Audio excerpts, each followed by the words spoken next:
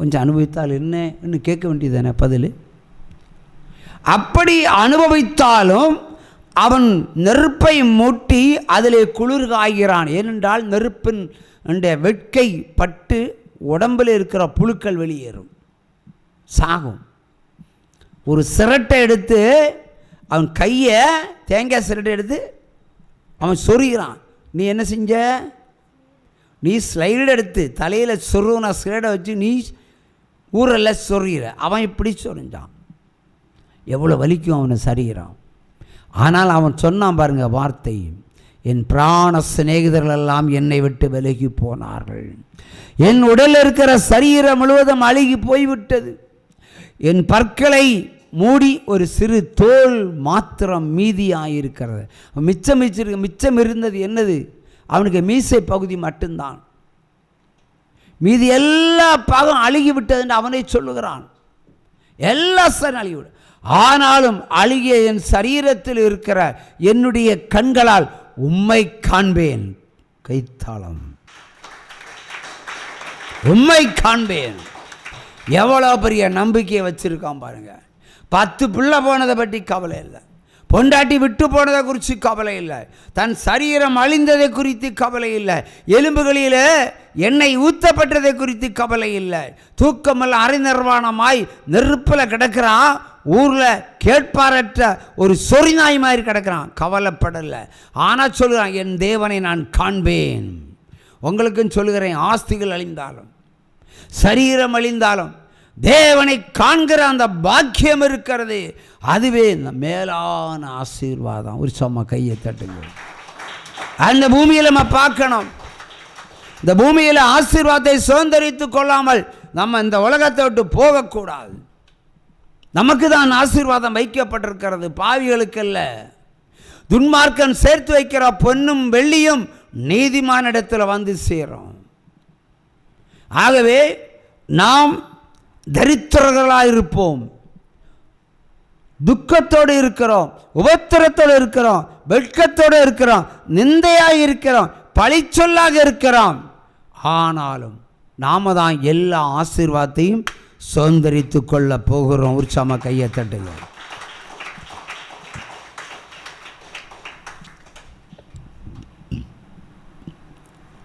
வெட்கப்படுகின்ற வேளையெல்லாம் சிலுவையில் வெட்கப்பட்டு நிற்கிற தேவனை நோக்கி பாருங்க.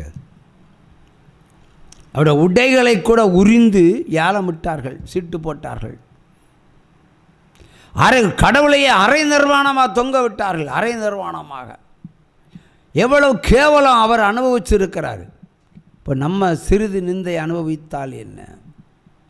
கர்த்தர் நம்மை அழைத்திருக்கிறார். எதற்கு? ஆசீர்வதிப்பதற்கு.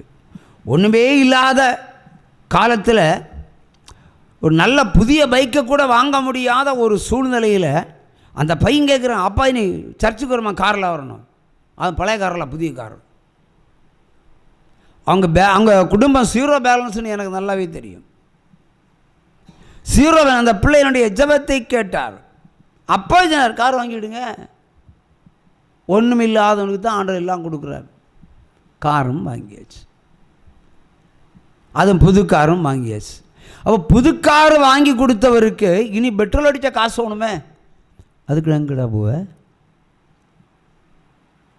கார் வாங்கினேன், அதுக்கு பெட்ரோலுக்கு எங்கே போவேன்னு. சூப்பராக கைத்தட்டுங்க. அவன் தேறிட்டான். இப்போ காரை கொடுத்தவருக்கு மீதி எல்லா காரியத்தையும் செய்ய தெரியும். தெரியுமா தெரியாதா? தெரியும்.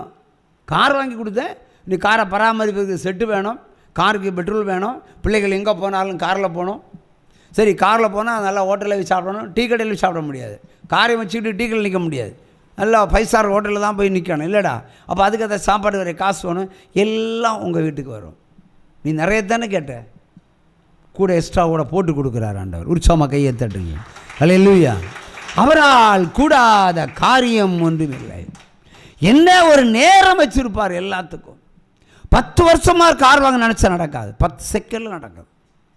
10 செகண்ட் நடக்குது. எனக்கு ஒரு கார் வாங்கி கொடுத்தாரு. நான் எப்போவுமே செகண்ட் கார் தான் யூஸ் பண்ணுவேன். சிவிலில் நான் டாப்பு. சிவில்னா எல்லோரும் தெரியுமா? லோனே கிடைக்காது. லோனு கிடைக்காதவங்களுக்கு பேர் என்ன? Civil person. அதாவது கடன் வாங்கி ஒரு காலத்தில் கடன் வாங்கி ஒழுங்காக கட்டாததுனால சிவில். போகிற வாழ்க்கை முழுக்க லோனே கிடைக்காது. நான் பழைய காரை தான் நல்லா வாங்குவேன். ஒரு பழைய கார் தான் இங்கே இருக்குது. சரி, ஒரு புது கார் வாங்கலாம், எனக்கு கிடைக்கான்னு நினச்சி என் பொண்டாட்டி பேரில் போட்டேன். அவன் டப்புன்னு கொடுத்துட்டான். ஒரு புது கார் வாங்கினேன். எனக்கு மனைவிக்கு ஒரு சண்டை. துன்மார்க்கன் சேர்த்து வைக்கிற பொன்னுமல்லி நீதிமானிடத்தில் வந்து சேருமணி வேதவசனம் சொல்லுது. அப்போ அருமையாக காரை வாங்கி ஒரே ஒரு நாள் தான் ஓட்டுனேன். கேரளா குற்றாலம் வரைக்கும் போயிட்டு வந்துட்டேன் என் மனைவியும் கூட்டிகிட்டு. அன்ன நைட்டே சண்டை ஸ்டார்டிங் ஆச்சு. ஸ்டார்டிங் வரதும் ஏன்னா பொண்ணு ஏறி வர படிக்கட்டு வழி ஏறி வர ஆண்டு சொன்னார், இந்த சாவி எடுத்து என் பொண்ணுக்கு காரை கொடுத்துரு. அப்படியே காரை பிடுங்கி பொண்ணு கொடுத்தாரு. அவளுக்கு டபுள் ஹாப்பி எஸ்கேப், இவளுக்கு கண்ணீர். கீழே திரும்ப கேட்டா நான் கொடுத்தது திரும்ப கேட்கலாமா? கேட்கக்கூடாது. அப்போ பாருங்கள், நான் சேர்த்து வைத்தேன். அப்போ பொண்ணுக்கென்று தான் நான் ஒரு காரை வாங்கியிருக்கிறேன். அப்படி கரெக்டாக கொடுத்துட்டாரு. அப்படி காரு அவளுக்கு கிடைத்து விட்டது. நான் 6 மாதம் சோகத்தில் இருக்கிறேன். திடீர்னு பாவம் ஒருத்தன் கேட்குறான், கார் வேணுமான்னு கேட்குறான். போடா, எனக்கு லோனே கிடைக்காது போ. எத்தனை பேரை பார்த்தாச்சு போ. இல்லை சார், போட்டு தரேன் சார்.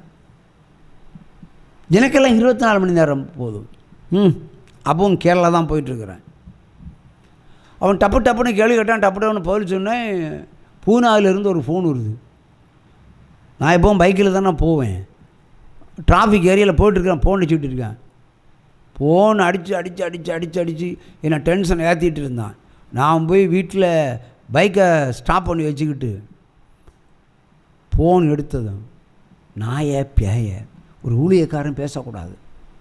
நான் ஒரு மனுஷனாக நின்று என்ன பண்ண முடியுமோ அத்தனையும் அவனை கொட்டி தீர்த்தேன். புறம்போக்கு நாயை ஒருத்தனுக்கு எத்தனை முறைடா ஃபோன் அடிப்பேன் நான்? நீ அடிச்சுக்கிட்டே இருப்பேன். நான் ஃபோன் எடுத்து எங்கேயாவது பைக்கை விட்டு நான் சாகணுமா? நாய்க்கு பிறந்தவனை அப்படி இல்லைக்க திட்டுனேன். செம்மையாக திட்டுனேன். லோன்காரனை எனக்கு தெரியாது.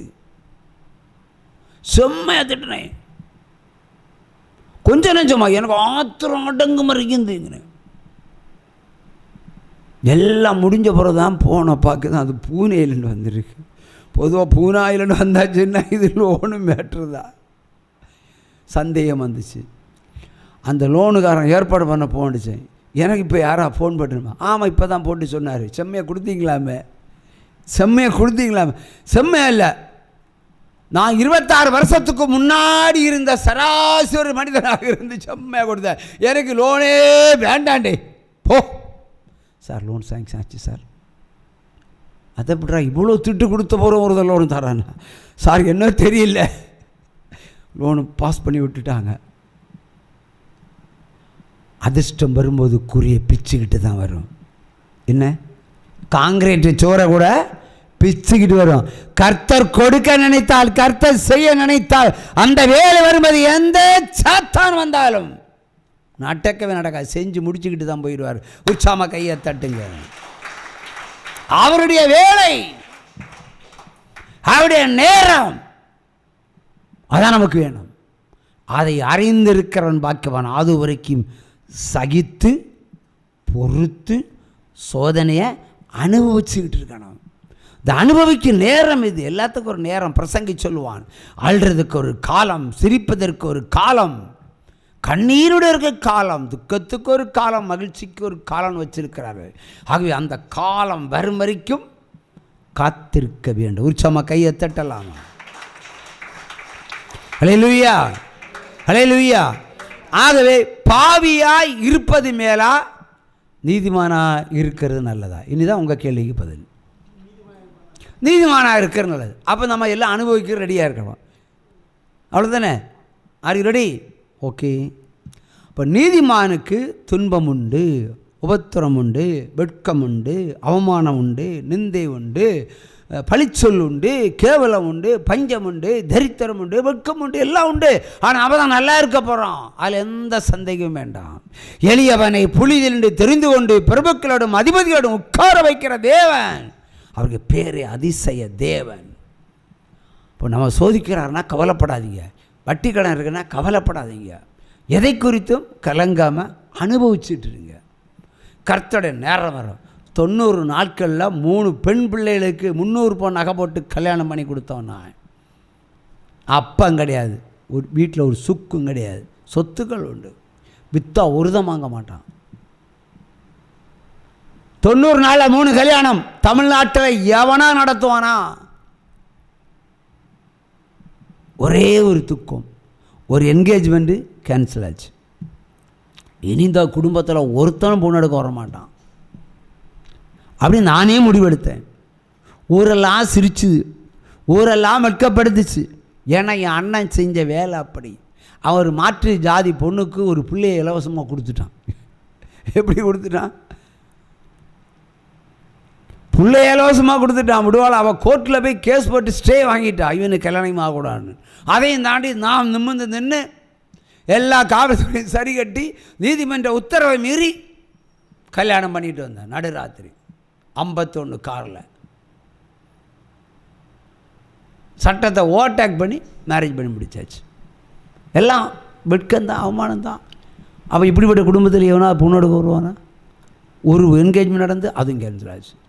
அப்படிப்பட்ட குடும்பத்தில் தான் 3 மாதத்தில் 3 சகோதரிகளுக்கு திருமணத்தை கம்பீர சப்தமாய் நடத்தி வைத்தார். உற்சமாக கையை தட்டுங்க. அதுவும் ஒரு சகோதரி ஜட்ஜுக்கு மருமகளாக போகிறான், டிஸ்ட்ரிக்ட் ஜட்ஜுக்கு மருமகளாக போகிறான். எங்கே வெட்கமோ அங்கே தான் ஆசீர்வாதம், எங்கே தரித்திரமோ அங்கே தான் நமக்கு அநேக வாசல்கள், ஐஸ்வர்யத்தின் வாசல்கள் திறக்கப்படும். நீ என்ன புலம்புறேன்னு தான் பார்த்துட்டு இருப்பார். இப்போது மல்கியாவில் சொல்லியிருப்பார், ஆவிக்குரிய பிள்ளைகள் ஒருவரோடு ஒருவர் பேசி கொண்டிருப்பதை கர்த்தர் காது கொடுத்து கேட்பாராம். நீங்கள் புலம்புவதை காது கொடுத்துன்னு கேட்பார், அநியாயமாக பேசுவதையும் காது கொடுத்து கேட்பார். ஏன்டா அவர் உங்கள் மேல் நம்பிக்கை வச்சிருக்கிறாரு. அந்த நம்பிக்கை கெட்டுப்போகாதபடிக்கு அவர் சோதனைகளை போட்டு பார்ப்பார். நீங்கள் பின் வாங்கினீங்கன்னா அவ்வளோதான், போட்டு தள்ளிட்டு போயிட்டே இருப்பார். விசுவாசத்தில் நெருப்பு மாதிரி வளரணும். நெருப்பு எப்படி எரிஞ்சிட்டே இருக்கு, அதே மாதிரி விசுவாசத்தில் வளர்ந்துட்டே இருக்கணும். கர்த்தர் செய்ய வேண்டியதை செஞ்சு முடிப்பார். உற்சாகமாக கையை தட்டுங்க. ஆகவே வெட்கப்படாமல் ஒன்றுமே கிடையாது, அவமானப்படாமல் எதையுமே அடைய முடியாது, துக்கப்படாமல் சந்தோஷம் பட முடியாது. கர்த்தர் தருகிற ஆசீர்வாதம் ஐஸ்வர்யத்தை கொண்டு சேர்க்கும், அது கைவிடுறதுக்கு இல்லை. ஆகவே பாவிகள் சந்தோஷமாக இருக்கிறத குறித்து நம்ம கவலைப்பட வேண்டாம். நம்ம நீதிமானாக இருந்து அவஸ்தைகளை அனுபவிக்கிறத குறித்து வருத்தப்படவும் வேண்டாம். கர்த்தருடைய வேலை வரும்போது அவர் நமக்கு செய்வார். துன்மார்க்கன் அழிவதற்கென்றே வாழ்வான், அழிவதற்கென்றே வாழ்வான், அவன் அழிஞ்சே போயிடுவான். கர்த்தரை கொன்று போடுவார் பட்டயத்தை வச்சு. அது அந்த வேதவசனம் அப்படித்தான் நமக்கு தீர்க்கமாய் சொல்லுகிறது. அது கொன்று விடுகிற பட்டை. இந்த பூமியில் நிலையற்றவனாய் நான் எல்லா இடத்துலையும் உன்னை துரத்தி போடுவேன், எல்லா இடத்துலையும் துரத்தி போடுவேன், எல்லா இடத்துலையும் துரத்தி போடுவேன். எங்கள் வீட்டு மதில் சுவரில் 2 சிங்கம் வச்சுருப்போம், 2 சிங்கம் இருக்கும். நேரம் ஆப்போசிட்டில் சிங்கத்தை போல் ஒருத்தன் இருப்பான். எப்போ குத்த வச்சுக்கிட்டே இருப்பான். எங்கள் வீட்டில் யார் வந்தாலும் மேரேஜுக்கு தான் வர்றாங்கன்னு தெரியும். அவன் என்ன பண்ணுவான், எங்கள் வீட்டை தான் கண்ணோக்கி பார்த்துட்டே இருப்பான். அவன் பார்த்துட்டு என்ன சொல்லுவான்னா, யாராவது புதுசாக வந்தான் அது பொண்ணு எடுக்கிறது பார்த்துடுங்கன்னு சொல்லுவான். ஒரே ஒரு வரிதான் சொல்லுவான், வந்தவங்க வேகமாக திரும்பி போவாங்க. பொண்ணு எடுக்கிறவன் பார்த்துடுங்க. அவன் பேசுகிறதே மறைமுகமாக இருக்கும். அதை மிஞ்சி ஒரு மேரேஜ் நடக்கக்கூடிய ஒரு ஸ்டெப் வருவான், காரில் போயிடுவான், எப்படியாவது போட்டு தள்ளிடுவான். அந்த பையனுக்கு அன்னை அப்படியாகும் இப்படியாகும், அந்த பொண்ணுக்கு அண்ணன் அப்படியாகும் இப்படியாகும். உண்மையை தான் சொல்லுவான், அதில் சப்பனும் கிடையாது. ஏன்னா நாங்கள் அப்படி தான், எங்கள் குடும்பம் அந்த அண்ணன் அப்படி தான், அவனை பற்றி தான் எல்லாம் சொல்லுவான். அவன் ஒரு மாதிரிப்பட்டவன் பொண்ணு எடுக்கலாம் வர மாட்டான், வரவே மாட்டான். அப்படிப்பட்ட ஒரு வெட்கம், ஒரு அவமானம், நிந்தை இருந்தது. ஒரு முறை ஒரு வெட்டுக்கத்தி கையில் எடுத்தேன். என்ன கண்டதும் கிட்ட வந்து பேசினான். சைலண்டாக போனேன். நான் உயிரோடு இருக்கும் வரைக்கும் உன் வீட்டில் கொட்டு மலம் கேட்குமா? அதை முகம் பார்த்து சொல்ல மாட்டான், காது கேட்க தான் சொல்லுவான். நைஸாக சொல்ல, இந்த பாம்பு ஊற்றுற மாதிரி சொல்லுவான். நான் வீட்டு வாசலில் போனதுமே கண்ணில் பட்டதே அந்த வெட்டு கத்தி தான். எடுத்தேன். எங்கள் வீட்டில் இருந்து அவனை வீட்டு போகிற ரோடு உண்டு எங்களுக்கு. அந்த வெட்டு கத்தியை எடுத்ததும் ஒரே வேகம் உள்ளே போயிட்டான். உள்ளே போய் கதவை போட்டுனான். கதவில் போய் ஒரு கொத்து கொத்தி வச்சுட்டு வந்தேன். நீ செத்த பிறகு தான் கல்யாணம் நடக்குமங்கி, நீ செத்துரு. நல்லா தட்டி பார்த்தேன், வெளியே வரவே இல்லை. அதுக்கப்புறம் தான் ஆண்டவர் கிரியை செய்ய ஆரம்பித்தார். 3 மாதத்தில் 3 கல்யாணம், 4வது மாதத்தில் என்னுடைய கல்யாணம். அதிசய தேவன் அதிசயத்தான் செய்வார். இந்த 3 கல்யாணம் நடக்கிறதுக்கு 7 வருஷம் போராடி இருக்கிறோம். 7 வருஷம். 21 வயசுலேயே கல்யாணம் பார்க்குறோம் ஒரு பொண்ணுக்கு. இப்போ 32, 1 30, 1 28, 2 வருஷத்துக்கு 1. எங்கள் வீட்டில் 6 பெண்களில் 3 பெண்கள், கடைசி பெண்கள். தேவன் நடதான் ஜட்ஜுக்கு வீட்டுக்கு அனுப்பினார். ஒரு உயர் அடைக்கலத்தில் இருக்கிற ஃபினான்சியல் கம்பெனிக்கு ஒன்று அனுப்பினார். எல்லாம் நல்லபடியாக தான் ஆண்டவர் செய்வார். அதை அடையணும்னா நம்ம சகிக்கணும். நான் அன்று ஆண்டவர் என்னிடத்தில் அன்னைக்கு இல்லாமல் இருந்தால் கொலகாரன மாதிரி இருப்பேன். புழுத்து செத்தான்.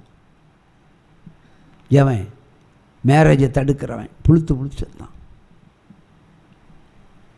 அது அநியாயம், அக்கிரமம் செய்கிறவன் பாவிக்கு சாவுதான். ஆனால் நீதிமானுக்கு வாழ்வை வச்சிருக்கிறார் ஆண்டவர். அது சுகமான வாழ்வு வச்சிருக்கிறார். இப்போ தமிழ்நாட்டில் ஏகப்பட்ட ஊழியக்காரங்க இருக்காங்க. என்கிட்ட பிளட்டை செக் பண்ணுங்கள், 1000 வியாதி இருக்கலாம். மேபி சுகரை செக் பண்ணுங்கள், சுகர் இருக்கும்.